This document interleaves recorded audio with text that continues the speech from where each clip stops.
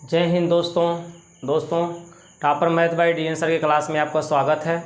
तो दोस्तों आज हम लोग पढ़ेंगे प्रतिशत, जिन्हें हम इंग्लिश में परसेंटेज कहते हैं। तो दोस्तों हमने परसेंटेज के कुछ क्वेश्चन को ले लिया है जो कि मोस्ट इम्पॉर्टेंट क्वेश्चन है। पेपर में आपको ऐसे क्वेश्चन हमेशा पूछे जाते हैं। तो देखिए क्वेश्चन नंबर 1 को हम कैसे सॉल्व करेंगे, ये क्या कह रहा है। क्वेश्चन नंबर 1 बोल रहा है यदि चीनी के मूल्य में 20% वृद्धि हो जाए तो एक गृहिणी को इसकी खपत कितने प्रतिशत कम करनी होगी कि इस पर खर्च न बढ़े। यानी कि चीनी के मूल्य में क्या हो गई है, बढ़ोतरी हो गई है, वृद्धि हो गई है। तो एक गृहिणी को अब चीनी की खपत कम करनी पड़ेगी, क्योंकि वह चाहती है कि उतना ही पैसे, जो पैसे पहले चीनी पर खर्च करती थी, मान लीजिए चीनी पे पैसा जो भी उसका पहले खर्च होता था वही पैसा अब भी खर्च करना चाहती है, जबकि चीनी का मूल्य 20% बढ़ चुका है। तो भाई जब वही पैसा खर्च करेगी तो उससे पहले की अपेक्षा चीनी तो अब कम मिलेगी, तो उसको खपत क्या करनी पड़ेगी, कम। यानी पहले जितना वो चीनी खाती थी उतनी चीनी अब वो नहीं खाएगी, उससे कम खाएगी। तो हमें यही ज्ञात करना है कि उसे खपत में कितने प्रतिशत की कमी, अपने खर्चे में कितने % की वो कमी करे, ताकि जो पैसा पहले खर्च होता था वही पैसा आज भी खर्च हो। ठीक है, तो इस तरह के क्वेश्चन को दोस्तों सॉल्व करने के लिए हम कैसे सॉल्व करते हैं, तो यहाँ लिखेंगे खपत में प्रतिशत कमी, खपत में प्रतिशत कमी। ठीक है, खपत में हमें क्या निकालना है, प्रतिशत कमी निकालना है। ठीक है, तो इसके लिए दोस्तों फार्मूला होता है 100 गुणे R बटे 100 प्लस R, और यहाँ का लग जाएगा प्रतिशत। ये R क्या होता है, प्रतिशत, कितना प्रतिशत कमी हो रही है या कितना प्रतिशत बढ़ोतरी हो रही है किसी वस्तु के मूल्य में। तो देखिए चीनी के मूल्य में 20% की क्या हुई है, वृद्धि हुई है। वृद्धि मतलब बढ़ा है, चीनी का दाम क्या हुआ है, बढ़ा है। कितना बढ़ा है, 20%। तो जब भी हमारा किसी वस्तु का मूल्य में वृद्धि होगी, बढ़ोतरी होगी, तो आप यहाँ 100 प्लस R लगाइएगा। और अगर जी हाँ 20% की वृद्धि न दे करके कमी शब्द का नाम ले ले, यहाँ पे कमी बोल देगा, तो यहाँ पर 100 माइनस क्या लगाइएगा, R लगाइएगा। बस इसी फार्मूला पर हम क्वेश्चन नंबर 1 को सॉल्व कर लेंगे। तो चलिए हम मान रख लेते हैं 100 गुणे R की जगह बताइए हम क्या लिखेंगे, 20 बटे में 100 प्लस R की जगह क्या लिखेंगे, 20, और यहाँ लग जाएगा परसेंटेज का चिन्ह। ठीक है ना, आगे बढ़ेंगे तो 100 गुणे 20 हमारा है, 100 गुणे क्या है 20, अब बटे 100 और 20 को जब जोड़ेंगे तो 120 हो जाएगा, और आगे हम क्या लगा देंगे, परसेंटेज। ठीक है दोस्तों, अब दोस्तों हम क्या करेंगे, इस 0 से 0 को काट सकते हैं, तो यहाँ बचेगा 2 और यहाँ का नीचे बचेगा 12। तो 2 से 12 को काट दीजिए, 6 बार में ये कट जाएगा। अब 6 बचा नीचे, बटे के नीचे क्या बचा, 6, अब बटे के ऊपर क्या बचा है, 100। 6 और 100 हमारे 2 के टेबल से कट जाएंगे, 2 3 6 होता है, और 2 से 100 क बार में कट जाएगा, 50 बार में। तो हमें क्या मिला, 50/3%।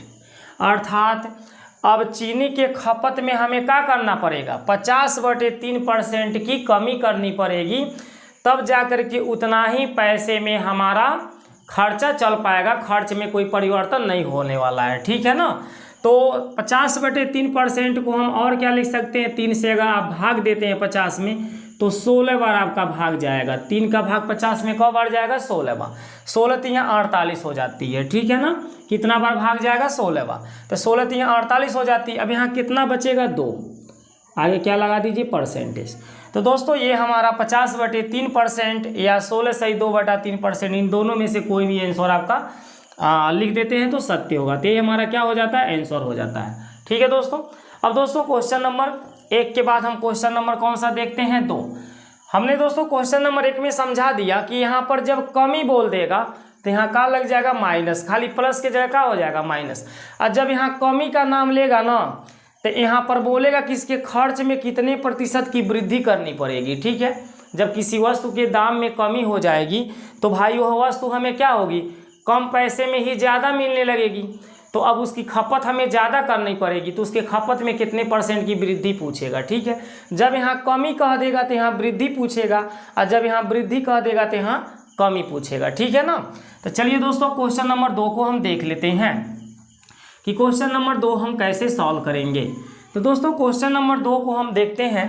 एक परीक्षा में क्या देता है, एक परीक्षा में एक छात्र ने 30% अंक लिए, 30% अंक लिए का मतलब वो 30% नंबर पाया है तथा वह 45 अंक से अनुत्तीर्ण हो गया। अर्थात कोई बच्चा परीक्षा में 30% अंक पाया था और 45 नंबर से क्या हो गया, फेल। 30% नंबर पाने के बाद भी वह 45 नंबर से अभी क्या हो चुका है, फेल हो चुका है।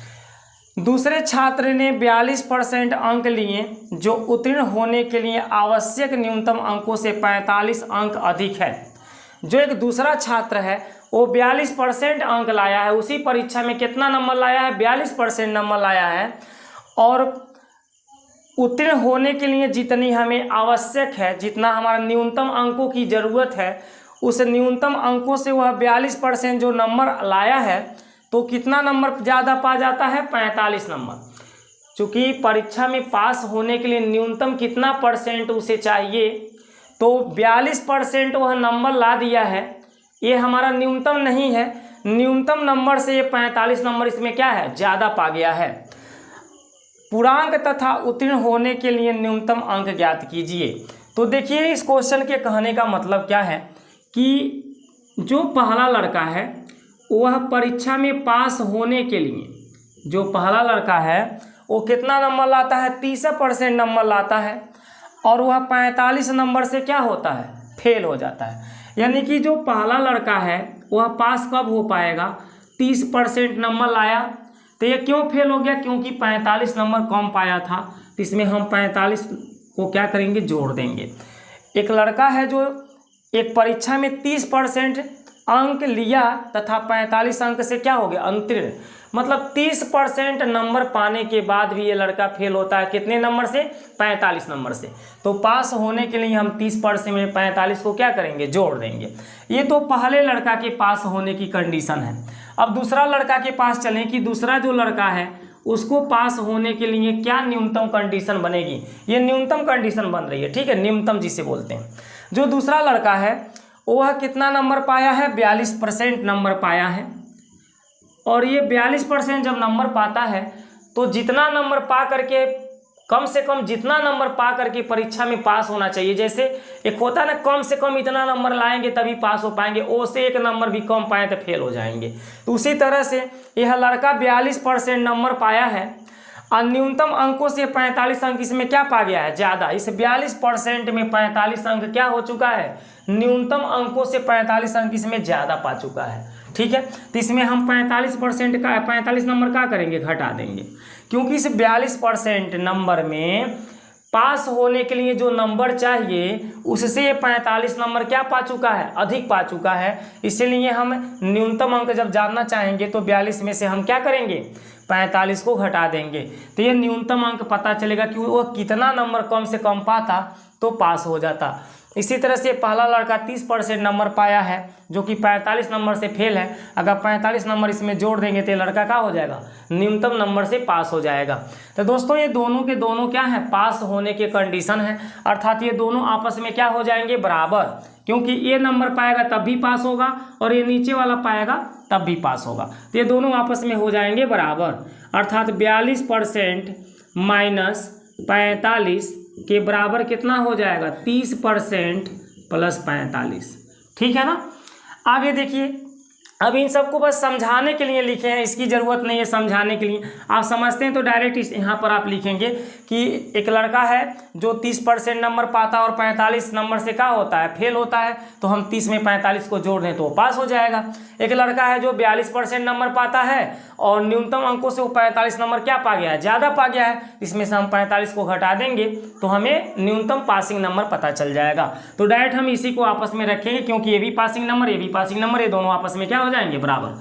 अब परसेंटेज को परसेंटेज के तरफ, और जिनके पास परसेंटेज नहीं लगा है उनको एक तरफ हम कर लेंगे। तो यहाँ बराबर की इधर देखिए क्या लिखा है, 45 लिखा है, और ये -45 जब इधर जाएगा तो +45 हो जाएगा।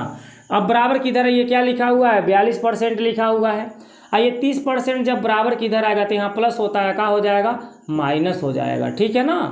अब देखिए हम 42 में से 30% को घटा देंगे तो कितना बचेगा 12% बचेगा। और इन दोनों को जोड़ लें तो कितना हो जाएगा 90। 45 कितना हो जाएगा 90। तो दोस्तों बस देखिए यहीं से, बस ये तो मैंने समझाने के लिए लिखा था, यही इतना आपको करना है दूसरा वाले क्वेश्चन में। जैसे इतना आप करते हैं तो जब 12% का मान 90 आता है तो ये दोनों के दोनों 6 से कटेंगे, 6 दूनी 12 और इसको 6 से काटेंगे तो 15 बार में कटेगा। 15 6 का कितना होता है 90। 6 से 12 को भी काटे हैं और 6 से 90 को भी काटे हैं तो 6 से 12 2 बार में कटा और 6 से 90 15 बार में कटा, अर्थात 2% का मान कितना आता है 15। आपको पता है कि कोई भी चीज़ अपने आप का कितना गुना होता है, अपने आप का 100% होता है। कोई भी चीज़ अपने आप का 100% होता है। तो जो परीक्षा का पूर्णांक है ना वो अपने आप का क्या होगा 100% होगा। पूर्णांक हमेशा 100% होती है। तो ये 2% को 100% बनाने के लिए हम 50 का इसमें क्या करेंगे गुणा करेंगे, और जब इसमें हम 50 का गुणा करेंगे तो इधर भी हमें 50 का गुणा करना पड़ेगा दोनों साइड में। अब 50 दूनी बताइए कितना हो जाएगा 100%। अब 50 और 15 का गुणा करेंगे तो 15 पचे कितना होता है 75, पीछे 0 है तो 0 लगा दीजिए। अर्थात परीक्षा का पूर्णांक कितना है तो परीक्षा का पूर्णांक है 750, ठीक है। उस परीक्षा में पूर्णांक कितने नंबर का था 750 नंबर का पूर्णांक था। अब हम जानना चाहते हैं कि न्यूनतम पासिंग नंबर क्या होनी चाहिए, है ना। यहाँ बोला है पूर्णांक तथा उत्तीर्ण होने के लिए न्यूनतम अंक ज्ञात कीजिए। तो पूर्णांक तो आप जान गए कि 750 होगा, लेकिन हमें पासिंग नंबर न्यूनतम पासिंग नंबर जानना है। तो न्यूनतम पासिंग नंबर ये भी है 30 + 45, 30% + 45 जो लिखे हैं। अब 42% - 45 जो लिखे हैं ये भी हमारा क्या है न्यूनतम पासिंग नंबर है। तो इन दोनों में से कोई यहाँ पर लिख लीजिए, तो इसको या इसको। तो चलिए मैं 30% यहाँ पर लिख लेता हूँ। 30% किस नंबर का चाहिए बताइए। तो 30% जो नंबर चाहिए वह 30% जो नंबर लाएगा, किस नंबर का 30% लाएगा भाई पूर्णांक का 30% लाएगा ना। जो पूर्णांक है इसी में से 30% हो पाया है ना। तो 750 का 30% आप यहाँ निकाल लीजिए। तो हम लिखेंगे 750 × 30। अब परसेंटेज हटेगा तो बटे में क्या आएगा 100, अब प्लस के क्या हो जाएगा 45। अब हम 0 से ये 0 को, इस 0 से इस 0 को काट देंगे तो नीचे क्या बचेगा 1। किसी बटे के नीचे 1 नहीं लिखा जाता है, ये छिप जाता है। तो यह 1 आपका छिप जाएगा। अब 75 और 3 बचेगा तो 75 और 3 का गुणा करिए, 3 × 5 = 15, 3 × 7 = 21, 1 = 22, यानी 225 हो जाएगा। और इसमें हम 45 को जोड़ लेंगे तो 5 × 5 कितना हो जाएगा 10, 4 × 2 = 6, 1 = 7 और यहाँ पे 2 उतर जाएगा।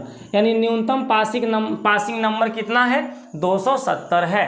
न्यूनतम पासिंग नंबर कितना है 270 है, ठीक है ना दोस्तों। तो दोस्तों इस तरह से हम इस क्वेश्चन में पासिंग नंबर भी न्यूनतम निकाल दिए और ये पूर्णांक भी निकाल दिए, ठीक है। ये पूर्णांक है 750 मेरा क्या है पूर्णांक है।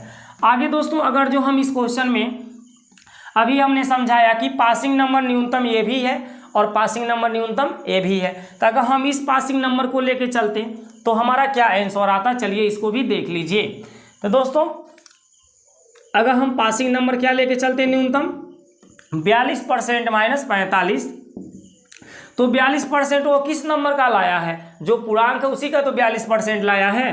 तो हम 750 का क्या निकालते हैं 42, अब परसेंटेज हटता तो बटे में क्या हो जाता 100 और माइनस का क्या हो जाता 45। अर्थात पूर्णांक का 42% वह नंबर लाया है जो कि पासिंग नंबर से 45 नंबर क्या है ज़्यादा है। अब हम इस 0 से इस 0 को काट सकते हैं। अब आप देखेंगे यहाँ 10 बचा है और यहाँ 75 बचा है। दोनों को 5 के टेबल से काटिए, 5 दूनी 10 और इसको 5 से काटिए तो ये कितना बार में कटेगा 15 बार में। 15 × 5 = 75 हो जाता है, ठीक है।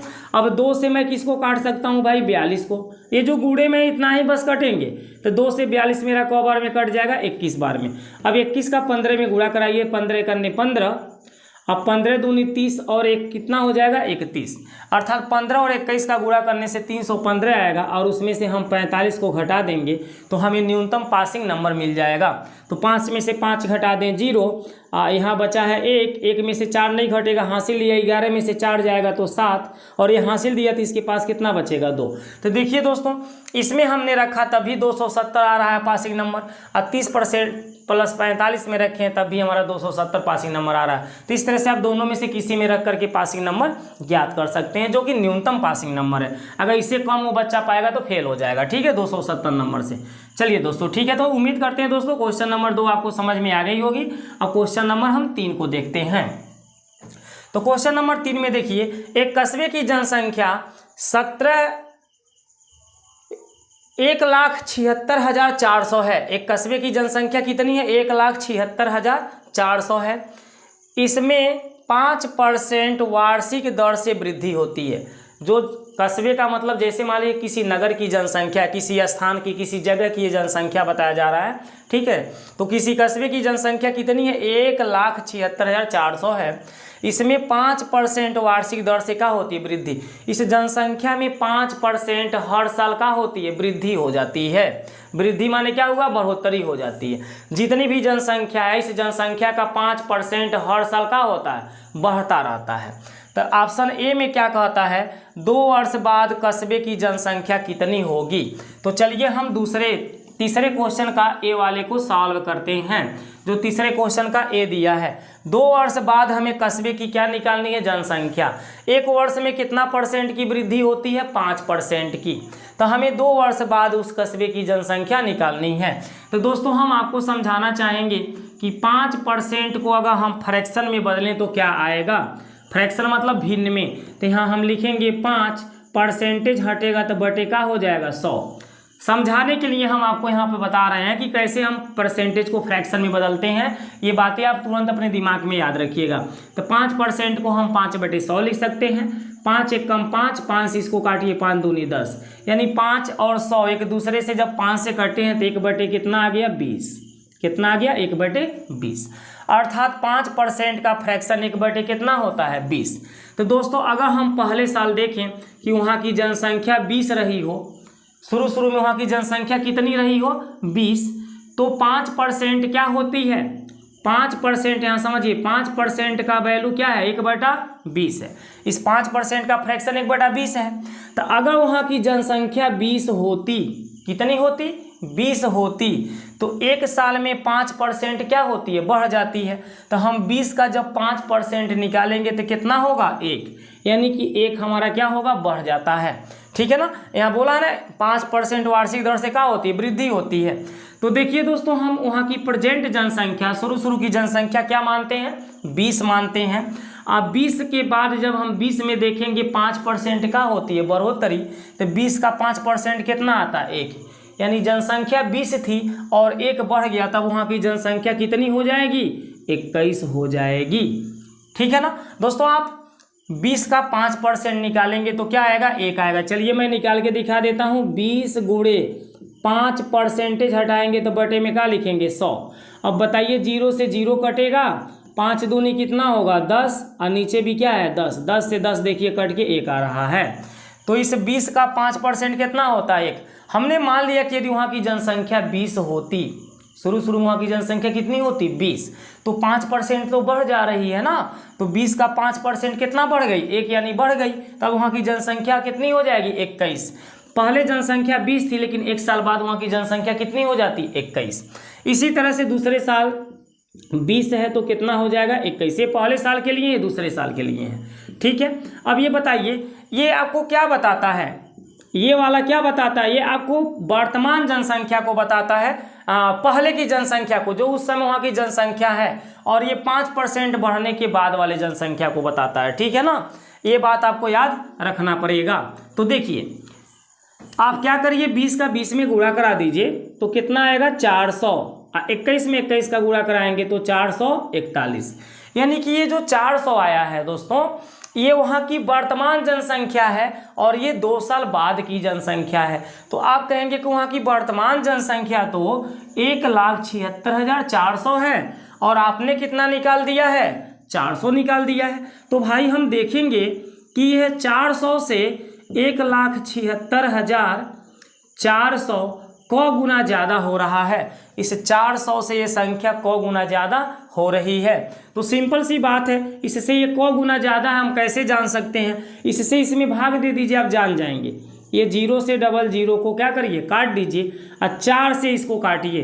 4 चौका 16, कितना बार बचा 1, 4 चौका 16 और 4 एकम 4, यानी कि इस 400 का ये क गुना ज़्यादा है, 441 गुना ज़्यादा है इस। तो इस 441 में भी हम किसका गुणा कराएंगे, 441 का।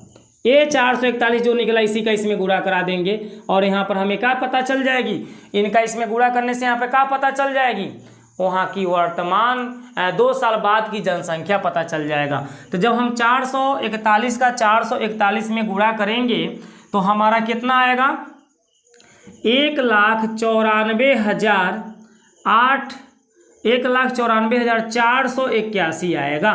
तो आप 441 का 441 में गुणा करके देखिएगा, 1,94,441 आएगा। तो यही हमारा क्या हो जाएगा, 2 साल बाद की वहाँ की जनसंख्या।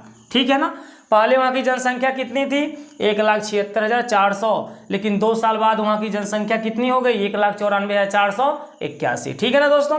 तो दोस्तों बहुत ही ईजी है, हमने क्या आपको समझाया कि इसमें जो 5% वार्षिक दर से वृद्धि होती है, इस 5% को हम किस में कन्वर्ट कर देंगे, फ्रैक्शन में। तो 5% का फ्रैक्शन कितना हो जाता है, 1/20 हो जाता है।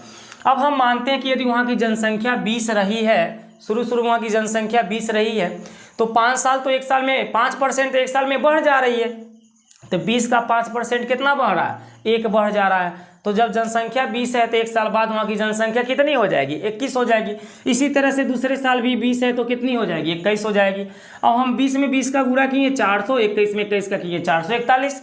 ये जो 400 है ना, वहाँ की वर्तमान जनसंख्या को बता रहा है। ये जो 1,76,400 दिया है उसी वर्तमान जनसंख्या को बता रहा है। तो आप कहेंगे 400 से 1,76,400 जो दिया है, इससे ये क गुना ज़्यादा है। ठीक है ना, इस 400 से ये 1,76,400 1,76,400 क गुना ज़्यादा है, तो इससे ये 441 गुना इससे क्या है, ज़्यादा है। तो जब इससे 441 गुना ये ज़्यादा है तो वहाँ की जनसंख्या 2 साल बाद 441 नहीं होगी, इससे 441 गुना ज़्यादा वहाँ की जनसंख्या होगी। तो हम इसमें 441 का गुणा करेंगे तो हमारा जनसंख्या प्राप्त हो जाएगा। ठीक है ना दोस्तों। अब दोस्तों अगर हमें ये बताना हो कि वहाँ की जनसंख्या 2 साल बाद कितनी बढ़ गई, तो आप चाहें तो इसमें से इसको घटा सकते हैं, अन्यथा दूसरा क्या आपके पास उपाय है कि यहाँ 441 और ये क्या है 400, इन दोनों का हम क्या करें, डिफरेंट निकाल दें। ठीक है, इसको हटा दीजिए, इधर लिख दीजिए कि इससे ये कितना टाइम्स ज़्यादा है, 441 गुना ज़्यादा है कौन, 1,76,400। ठीक है ना। अब दोस्तों हम ये जानना चाहते हैं कि 2 साल बाद वहाँ की जनसंख्या कितना बढ़ा है। तो पहले जनसंख्या कितना था 400, अब जनसंख्या कितना हो गया 441। तो यहाँ से कितना ज़्यादा हो जा रहा है, 41 यहाँ बढ़ जा रहा है। तो आप देख रहे हैं 41 बढ़ रहा है, लेकिन 41 नहीं बढ़ा है, 441 गुना इसका ज़्यादा बढ़ा है। तो इसमें हम 441 का क्या करा देंगे, गुणा करा देंगे। तो उस समय हमें पता चल जाएगा यहाँ पर जो निकल करके आएगा कि 2 साल में वहाँ की जनसंख्या कितनी बढ़ गई है। ठीक है ना दोस्तों। 441 का जब 41 में हम गुणा करेंगे तो कितना आएगा, 441 आएगा। फिर 4 का करेंगे तो 4 एकम 4, 4 चौका 16, 4 चौका 16 1 17 है ना। 441 और 4 एकम 4, 4 चौका 16, 4 चौका 16 1 17, इसको जोड़िए।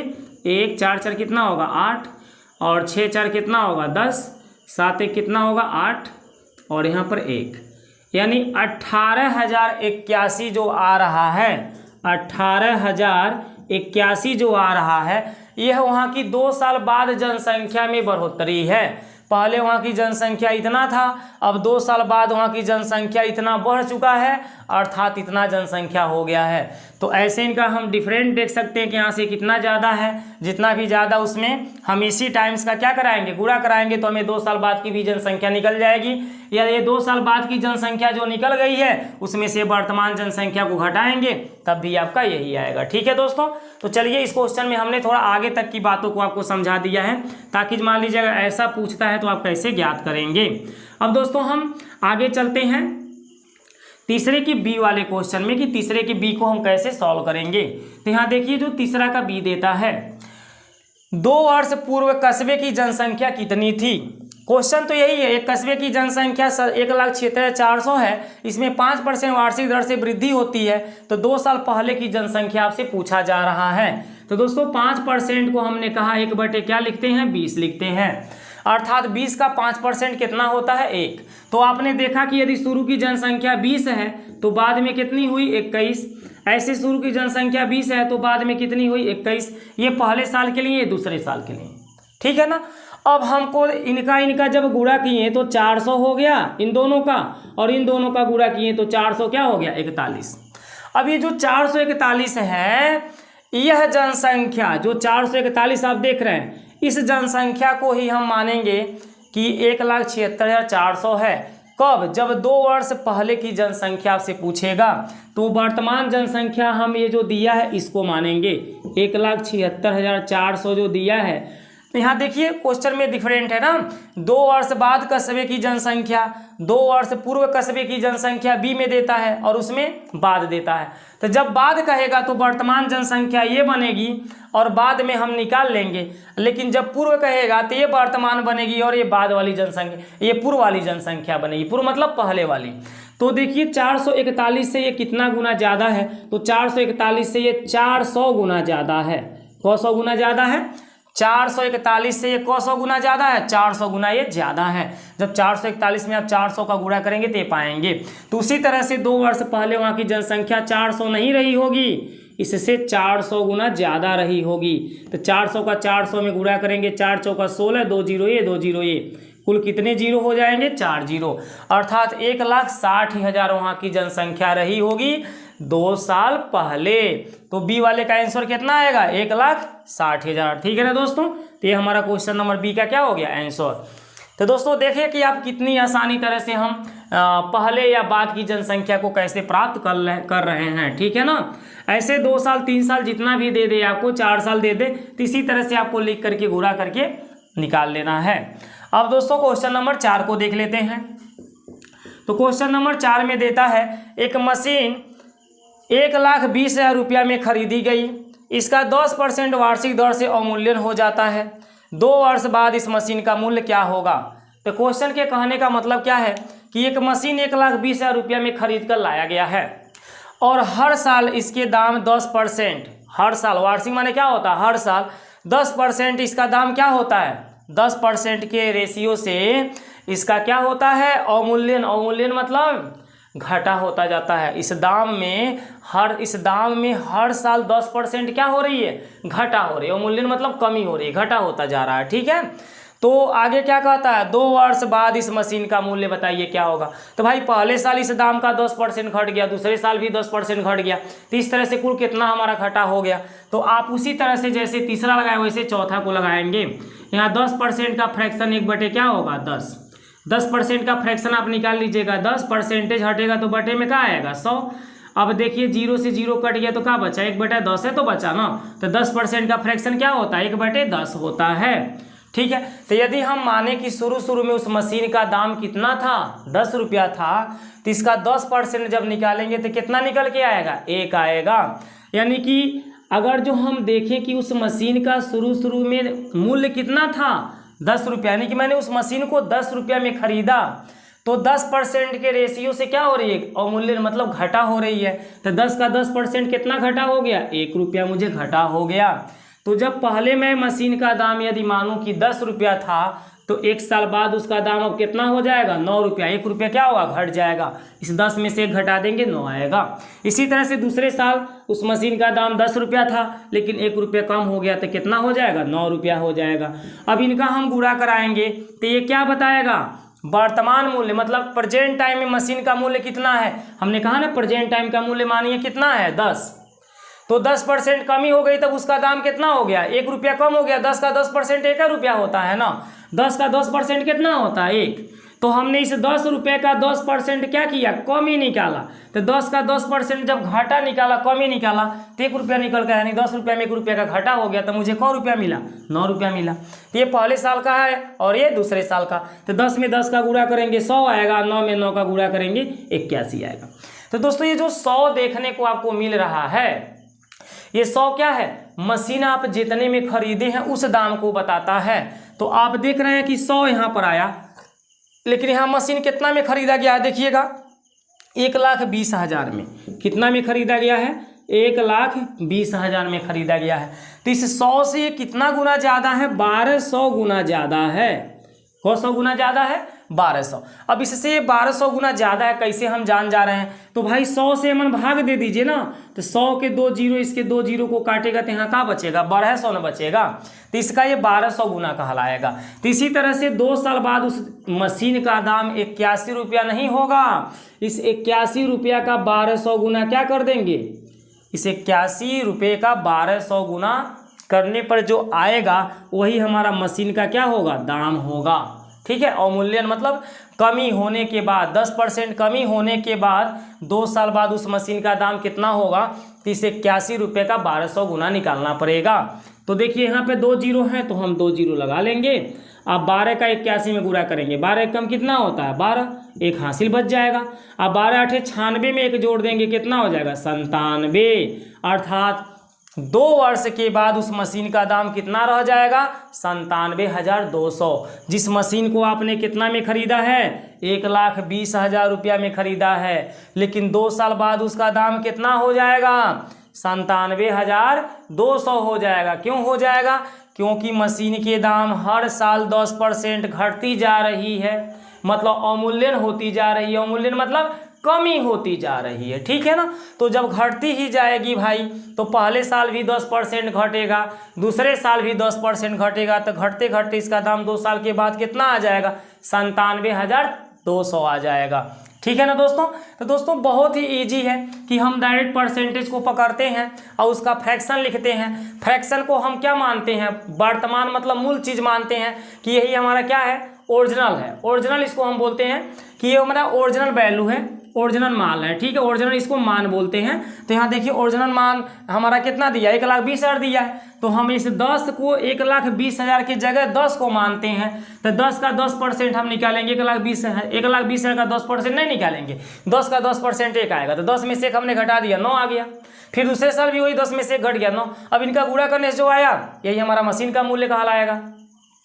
और ये जो गुणा करने पर आता है ये हमारा 2 साल बाद का मूल्य कहलाएगा मशीन का। तो यार ये जो आता है ये रियल मूल्य थोड़ी ना है, ये तो हमारा एक यूनिट वाला मूल्य कि उसका दाम अब 100 यूनिट हो गया, लेकिन उसका दाम 100 यूनिट नहीं है, 1,20,000 रुपया है। तो हम इससे देखेंगे कितना गुना ज़्यादा है, तो जितना गुना यहाँ ज़्यादा उतना गुना आगे भी ज़्यादा कर दीजिए, आपका आंसर आ जाएगा। ठीक है ना दोस्तों। तो दोस्तों उम्मीद करते हैं कि ये क्वेश्चन आपको अच्छी तरह से समझ में आ गई होगी। यदि आपको क्वेश्चन समझ में आता है तो आप चैनल को तुरंत सब्सक्राइब करके वीडियो को लाइक करिए और अधिक से अधिक दोस्तों शेयर करिए, ताकि और भी बच्चे इस क्वेश्चन को देख करके अपनी मतलब उज्जवल भविष्य को आगे जा करके बना सकें। ठीक है दोस्तों। अच्छा दोस्तों, नमस्कार।